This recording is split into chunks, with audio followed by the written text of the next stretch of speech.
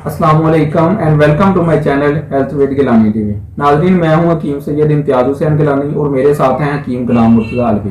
नाज़रीन, हमने अपने गुज़श्ता वीडियो में इस बात पे डिस्कस किया था कि इंसान दिन ब दिन कमज़ोर क्यों होते हैं। 20 साल की उम्र है या अभी यंग हैं और जिस्म में दर्दें होना शुरू हो जाती हैं, इसकी क्या वजह है और कौन सी ऐसी मुज़र सेहत ग़िज़ाएँ हैं जिनका इस्तेमाल जो है वो कबल वक़्त बुढ़ापे की तरफ ले जा रहा है।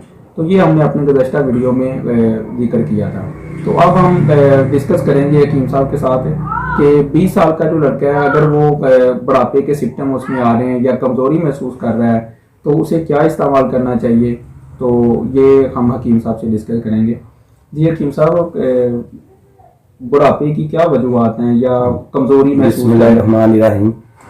हाँ शाह जी, वजह है कि असी पिछली दफ़ा इस चीज़ से ज़्यादा तरजीह दी है कि बंदे दी किन्ना दी वजह तो जो खांदा है उसकी वजह तो किहड़ियां बीमारियां पैदा होंदियां ने कि 20 साल की उम्र च 25 साल की उम्र च बंदा आम अपने आप में कमजोरी महसूस करता है। कुदरती एक अमल है कि 40 साल बाद जेड़ा ना 40 साल बाद वो बंदा कुदरती तौर पर बुढ़ापे अल जाता है। जी जी। लेकिन असी 25 साल 20 साल क्यों बुढ़ापे अल जा रहे हैं कि साड़ियां ये समझ लो कि असी जो खाना खा रहे हैं, मैं खाना खा रहा बाजार तो खा रहा, वो बहुत तेज मसाले ना बनाया जाता है। मैं ये वजाहत नहीं करांगा कि फलानी चीज अक्सर लोग देखने वाले आखन के यह चीज की इंसान ने बंद कर दी, यह चीज बंद कर दी है। मैं ज्यादा जोर इस चीज से देवांगा कि देसी खाने खाओ, घर दे असली चीज़ा इस्तेमाल करो। जिस तरह गुज़ा जी सब तो अच्छी फरमाने रसूल है, सब तो अच्छी खुराक रोटी है, सब तो अच्छा फल अंगूर है। दोनों चीज़ा जिहड़ियां ने अगर बंदा इस्तेमाल करता है ना उदा मेदा खराब होंदा है ना उदा जिगर खराब होंदा है। जदों भी बंदा बुढ़ापे की शक्ल च जाता है तो जिगर सुस्त हो जाता है। बस केमिकल जो इस्तेमाल करांगे, ज्यादा कोई बोतलों का इस्तेमाल करांगे, ठीक है, बाहरों ज्यादा गुजामा खावांगे, फास्ट फूड और फास्ट फूड बेहतर है। फास्ट फूड असी ਜਿਹੜਾ ਜ਼ਿਆਦਾ ਖਾਂਦੇ ਆ ਇਹਦਾ ਪਰਹੇਜ਼ ਕਰਨਾ ਚਾਹੀਦਾ ਹੈ।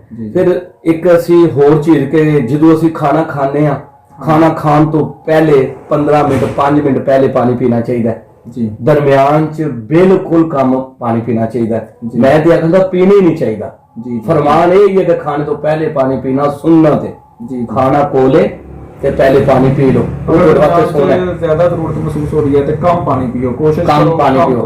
अगर आम लोग बोलते हैं कि पानी ज्यादा पीना चाहिए, जिस तरह फसल च ज्यादा पानी खड़ा रहे तो फसल जी है वो शायद भरजा जाती है, सड़ जाती है। असी इंशाल्लाह के जो जिस्म के लिहाज ना, जो जिस्म के लिहाज ना बंदे ताकत देती है, गुज़ा भी और दुआ भी, वो असी इंशाल्लाह ओदा नुस्खा लिखा देने।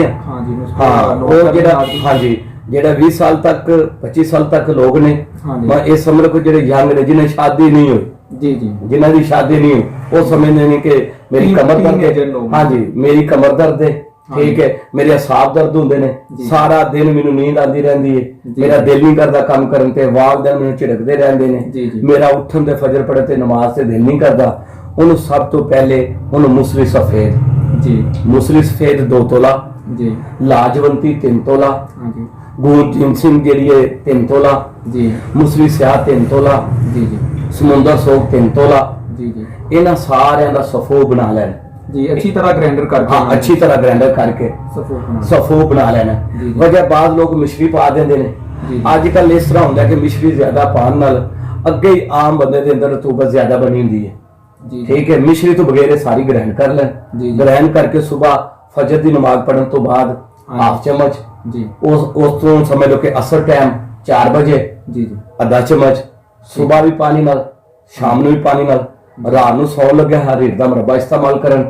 ये मसाले की जी हीट बन जाती है।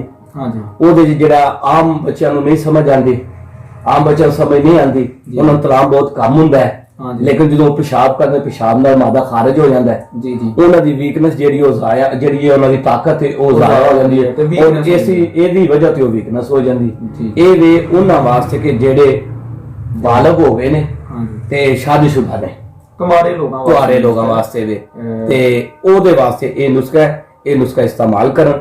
फल उन्होंने वास्ते सब तो अच्छा है वो गर्मा खान, ਗਰਮਾ ਉਹਨਾਂ ਵਾਸਤੇ ਅੱਛਾ ਹੈ ਜੀ ਜੀ ਗਾਜਰ ਦਾ ਮੁਰੱਬਾ ਉਹਨਾਂ ਵਾਸਤੇ ਬਹੁਤ ਅੱਛਾ ਹੈ ਜੀ ਗਾਜਰ ਦਾ ਮੁਰੱਬਾ हाँ जी ਤੇ ਗਰਮਾ ਇਹ ਦੋ ਮੁਰੱਬੇ ਉਹ ਚਾਰੇ ਮੁਰੱਬੇ ਬਣਾ ਕੇ ਖਾ ਸਕਦੇ ਨੇ लेकिन ज्यादा बेहतर गाजर का रतूब ते सालियों पैदा करता है यानी कि ये दो मुरब्बे ज्यादा इफेक्टिव हैं हाँ गाजर दा और तो हरीर दा हरीर दा आम फलों के विचों उंज फल थोड़े बहुते सारे खा सकते हैं जी जी लेकिन ज्यादा फल खान दे ते गर्मे का काम की है हाँ जी वो मसाना हाँ जी मैदा जी। जिगर और तेजाबियत खत्म करता है जी जी यानी कि उन्होंने वास्ते हिद्दत जिस्म दी खत्म हो हाँ रही जी। है उन्होंनी सेहत पेशाब खुल के आएगा जदी वजह तो वीक हो रही है वीक हो रही है वो बेहतर हो जाए ये सादा ये नुस्खा मैं बिल्कुल सादा दस्या है हाँ जी सही वजह है कि वो जेडे उन्होंने कोई उम्र नहीं हमेशा जिन्नी दवाई देनी चाहिए बिल्कुल नॉर्मल देनी चाहिए सही है बाज लोग आम यंग बच्चियां नु हाँ जी आम थोड़ी उम्र के बच्चियां नु नुस्खा बड़ा कीमती दस देते जी, हैं जी। फलानी चीज भी इस्तेमाल कर हाँ